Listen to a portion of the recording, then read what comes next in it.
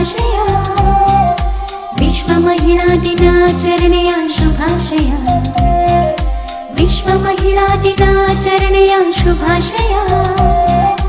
ವಿಶ್ವ ಮಹಿಳಾ ದಿನಾಚರಣೆಯ ಶುಭಾಶಯ. Happy women's day, happy women's day, happy women's day, happy women's day.